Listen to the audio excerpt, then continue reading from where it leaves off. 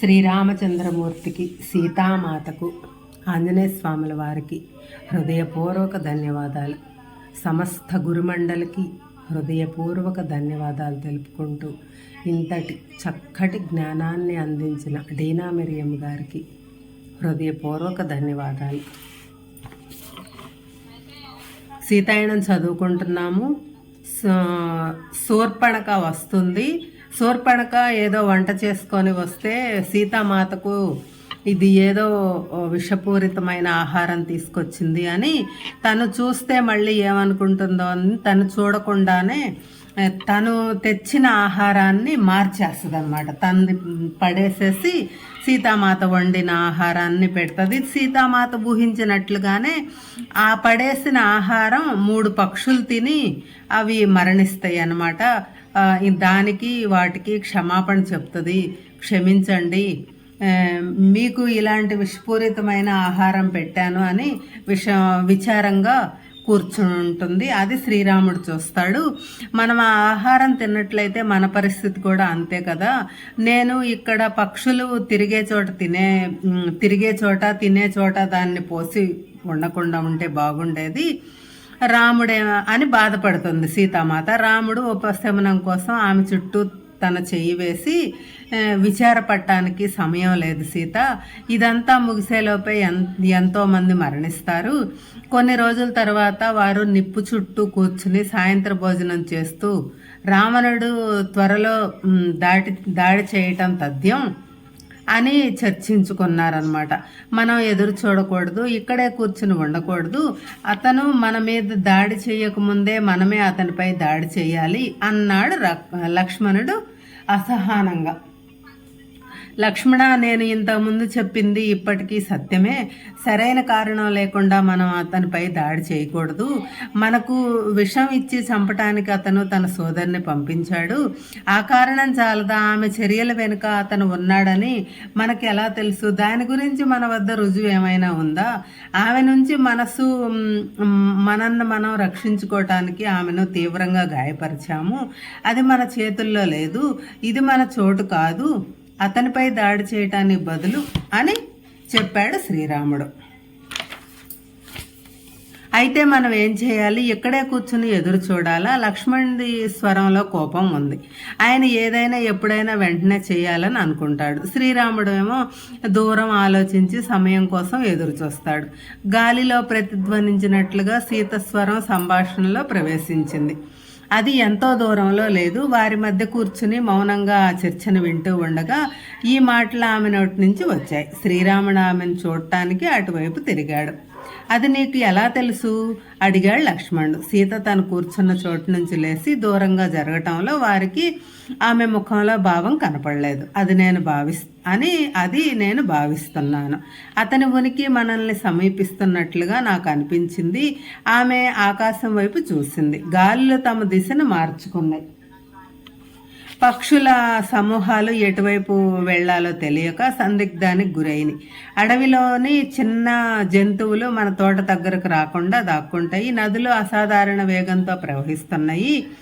ఈ ప్రాంతం అంతా భయంతో చుట్టుముట్టబడింది. లక్ష్మణ, నువ్వు ఈ సంకేతాలు గ్రహించలేదా?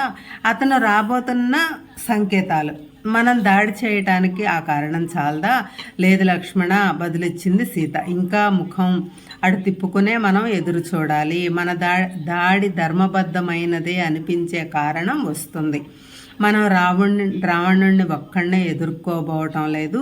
భూమి యొక్క అభివృద్ధిని ఆటంకపరుస్తూ దానిపై ఉన్న జీవులను వినాశనం కలిగించటానికి ఆయన కూడబెడుతున్న వ్యతిరేక శక్తులన్నింటినీ ఎదుర్కోబోతున్నాము. వీటన్నింటినీ ఎదుర్కోవాల్సిందే. మనం ఒకానొక సరైన కారణం కోసం ఎదురు చూడవలసిందే. రాముడు చెప్పింది సరైనదే. అది ఎంతో సరైనది. మాత మాట్లాడటం పూర్తవగానే ఆమె మనస్సు గుండా ఒక ప్రతిబింబం కనబడి వెళ్ళింది. ఒక దేవతా చైతన్యం నారాయణ్ణి గొప్పగా ప్రేమించినది. పరాశక్తి భూమి మీద తన ప్రియమైన రాముడితో పాటే జన్మించిన నారాయణి స్వయంగా సీతయే. అతని యొక్క స్త్రీ భాగం మరి అతనితో సమానమైంది. ఆమె అమూల్యమైన గొప్ప భక్తురాలు. తమ నుంచి దూరమై ఒక పెద్ద అగాధంలో పడటం చూసింది. ఆమె అతని చేతుల వరకు వచ్చింది కానీ అతన్ని ఆపలేకపోయింది. అతను పడిపోతున్నాడు. ఆ దృశ్యం ఆమె మనస్సులో మెదలగా ఆమె పెదవుల నుంచి చిన్న కేక మౌనంగా వెలువడింది. లక్ష్మణుడు దీన్ని గ్రహించలేదు, కానీ శ్రీరాముడి నుంచి ఏదీ తప్పించుకోలేదు. అదే చిత్రం అతని మనస్సులో కూడా వచ్చింది. అది కూడా వెంటనే మాయమైంది. వాళ్ళిద్దరూ ఆశ్చర్యంగా ఒకరినొకరు చూసుకున్నారు, కానీ ఏమీ మాట్లాడలేదు. ఆ ఆలోచనలో వదుల్చుకోవటానికి ఆమె తినగా మిగిలిన వాటిని తీసివేస్తోంది. శ్రీరాముడు కూడా ఆమెను అనుసరించి వంటశాలలోకి వచ్చాడు. ఇద్దరూ ఏమీ మాట్లాడుకోకుండానే మాత వంట పాత్రలు కడిగి సర్దటంలో రాముడు సహాయం చేశాడు. మౌనాన్ని ఛేదిస్తూ మాతయ్య ముందుగా మాట్లాడింది. నేను రావణుడిని కలుసుకున్నాను. శ్రీరాముడు కళ్ళల్లోకి చూస్తూ ఆమె ప్రశాంతంగా చెప్పింది. అతను మా తండ్రి దగ్గరకు మహాదేవుని విల్లు ఇవ్వమని అడగటానికి వచ్చాడు. మా తండ్రి ఆయనతో వ్యవహరించిన విధానం చూశాను. రావణుడిలాగా తెలివైన నా తండ్రి కూడా అతనిని ప్రతి విషయంలోనూ నిరాకరించాడు. అతను కావలసింది అతను పొందలేదు. అది అతనికి చాలా కోపం తెప్పించింది. మిథిల నుంచి వెళ్ళబోయే ముందు అతను నా తండ్రితో తనకు బాకీ ఉన్నదానిని కాదన్నందుకు భారీ మూల్యం చెల్లించవలసి ఉంటుందని అన్నాడు. మా తండ్రి అతని వైపు శాంతంగా చూస్తూ, రావణ, నీ బాకీ సరైన సమయంలో తీర్చబడుతుంది అని బదులిచ్చారు. ఈ సంఘటన గురించి చాలా కాలం నేను ఆలోచించలేదు, కానీ ఇప్పుడు అతని మాటలు మళ్ళీ నా మనసులో మెదిలాయి. అది చాలా కాలం క్రిందటి సంగతి. శ్రీరాముడు సున్నితంగా బదిలించాడు. అప్పటి నుంచి అతను ఎంతో శక్తి సంపాదించాడు. మనం చూసి విన్నదాన్ని బట్టి ఆయన మాయా విద్యలు నేర్చుకున్నాడు. అతను మనుషుల మనస్సుల్లో ప్రవేశించి వారి ఆలోచనలు మార్చేవారిచే భయం పుట్టించే పనులు చేయిస్తాడు. అతని కంటే ప్రమాదకరమైన వారు ఎవ్వరూ లేరు. అతనితో మనం ఎలా వ్యవహరించగలమా అన్న దాని పట్ల నాకే సరైన అవగాహన లేదు, కానీ అతనితో వ్యవహరించటం తప్పనిసరి. లేనట్టయితే తన ప్రయోజనాల కోసం మొత్తం ప్రపంచాన్ని తగలబెట్టగలము. సమయం దగ్గర పడుతుందని నేను భయపడుతున్నాను. రావణుడితో తాను సంభాషించినంతసేపు నన్ను తనతోనే ఉండమని నా తండ్రి నొక్కి చెప్పారు. అప్పటికే నేను చిన్నపిల్లని అయినా సరే ఆయన నన్ను పక్కనే కూర్చోబెట్టుకోవటం నాకు ఆశ్చర్యం కలిగించింది. సరైన కారణం లేకుండా మా తండ్రి ఎన్నడూ ఏమీ చేసేవారు కాదు. ఆయన ముఖంపై ఒక సున్నిత భావం పరుచుకుంది. సీత, నువ్వు మీ నాన్నకు ప్రేరణ, ఆయన బలం యొక్క మూలం నువ్వు నాకు ఇచ్చినట్లుగానే ఆయనకు ఆయన ఉన్న విధంగా ఉండే శక్తినిచ్చావు. మాత తన తండ్రికి రావణుడికి మధ్య జరిగిన విషయం జ్ఞాపకం రాగానే గంభీరంగా మారిపోయింది. అయితే శ్రీరాముని ఈ మాటలతో ఆమె ముఖంపై ఒక ప్రేమపూరితమైన నవ్వు కదలాడింది. తన తండ్రిని జ్ఞాపకం చేసుకోవటం ఆమెకి ఎప్పుడూ ఉల్లాసాన్ని ఇస్తుంది. అలాగే శ్రీరాముని ప్రేమ వ్యక్తీకరణ కూడా ఈ ఇద్దరి పురుషులను తన జీవితంలో కలిగి ఉన్న ఆ స్త్రీ ఎంత అదృష్టవంతురాలో కదా. శ్రీరాముడు నిద్రించిన తర్వాత ఆమె తన కుటీరం నుంచి బయటకు వచ్చి ఆకాశం కింద కూర్చుని తన తండ్రి రావణుడితో సంభాషించేటప్పుడు తన పక్కన కూర్చోబెట్టుకోవటాన్ని స్నేహపూరిత స్వరంతో మొదలైన సంభాషణ విల్లుని ఇవ్వను అనటంలో జనకుని భయపెట్టే విధంగా మారటాన్ని జ్ఞాపకం చేసుకుంది. భయపడటం కంటే అతను తండ్రి పట్ల అమర్యాదగా ప్రవర్తించాడని ఆమె భావించింది.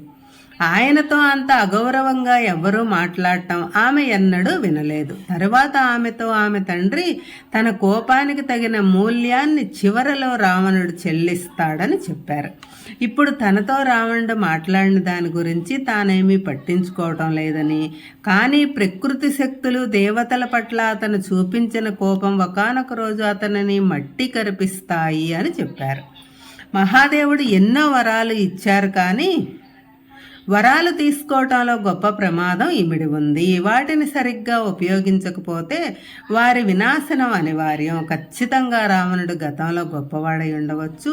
అతని గొప్పతనం గర్వానికి దారితీసి దుష్పరిణామాలు చోటు చేసుకుంటాయి. అని ఆమె తండ్రి చెప్పారు. ఇదంతా జరిగేటప్పుడు తన తండ్రి తనని అక్కడ ఎందుకు ఉండమన్నారా అని ఆశ్చర్యపోయింది. తన తండ్రి ఏం చేసినా దానికి ఒక ప్రగాఢ లక్ష్యం ఉంటుంది, ఒకానొక అర్థం దాగి ఉంటుంది. ఆమె రావణుడు తన తండ్రినే ఓడించబడి కోపంతో అవమానంతో వెళ్ళిపోవటం చూసింది. కానీ ఇప్పుడు శ్రీరాముడు చెప్పినట్లు అది చాలా కాలం నాటి సంగతి. ఇప్పుడు అతను ఎంతో శక్తివంతుడు. ఆమె అతన్ని ఎదుర్కోవాలంటే అతనిని ఒకప్పుడు తన తండ్రి ఎదిరించి నిలబడినట్లు నిలవగలదా? కొంతసేపటి తర్వాత లోనికి వెళ్ళి పడుకుంది. తెల్లవారగానే ముందు ఆమెకు జనక మహారాజ్ తన పక్కన నిలబడినట్లు కల వచ్చింది. ఆయన నీకు అంతర్శక్తి చెయ్యవలసిన దాని గురించి జ్ఞానము ఉన్నాయి, నువ్వు విజయం సాధిస్తావు అని చెప్పారు. ఆ మాటలు మననం చేసుకుంటూ ఆమె లేచింది. సూర్యుని తొలి కిరణాల కిటికీలో నుంచి లోపల పడేటట్టు ఆమెకు తన కుమార్తె గోదావరి పిలుస్తున్నట్లు అనిపించింది. శ్రీరాముడిని ఇబ్బంది పెట్టడం ఇష్టం లేక ఆమె నది వద్దకు నడవసాగింది. నదీ దేవత ఒడ్డుకు వచ్చి మాత పక్కన కూర్చుంది. మాత, నీకు తెలుసా, నువ్వు అతన్ని ఎదుర్కోవాలి, అతన్ని ఒంటరిగా ఎదుర్కోవాలి. అతని లోపల లోతుగా పూడ్చిపెట్టబడిన ప్రేమను, అవమానం, బాధ, వంచనలతో కప్పిపెట్టబడిన ప్రేమను జాగృతీకరించగలిగినది నువ్వు మాత్రమే. అయితే నీ అనుమతి లేకుండా ఇది సంభవించదు. నా అనుమతి ఉంది, నేను అంగీకరిస్తాను. ఆమె గొణిగింది. అతన్ని కలుసుకోవటానికి అనుమతి? అవును, ఆమె అది చేస్తుంది. అతని కోసం తన మనోశక్తిని, ఆధ్యాత్మిక నైపుణ్యాలను, తాను నేర్చుకున్న పవిత్ర మంత్రాలను ఉపయోగిస్తుంది. తాను అదంతా చేస్తుంది. లేదు మాత, అవసరమైనది అది కాదు. అయితే మరేమిటి? నువ్వు రాక్షస రాజ్య కేంద్రంలో ప్రవేశించాలి. అది నీ సకల నైపుణ్యాలను, నీ ఇచ్చను పరీక్షిస్తుంది. అక్కడ మాత్రమే నువ్వు భూమాతను బాధ నుంచి, ఇబ్బంది నుంచి విడిపించగలవు. ఈ విధంగా మాత్రమే నువ్వు మమ్మల్ని ఆ రాక్షస పాలన నుంచి తప్పించగలవు. నదీదేవత విచారం చుట్టుముట్టి ఆ అలలలోకి జారి అదృశ్యమైంది. త్వరలోనే అంత గాఢ పరీక్షకు గురి కాబోతున్న మాత కోసం ఆమె హృదయం తల్లడిల్లింది. జై శ్రీరామ్.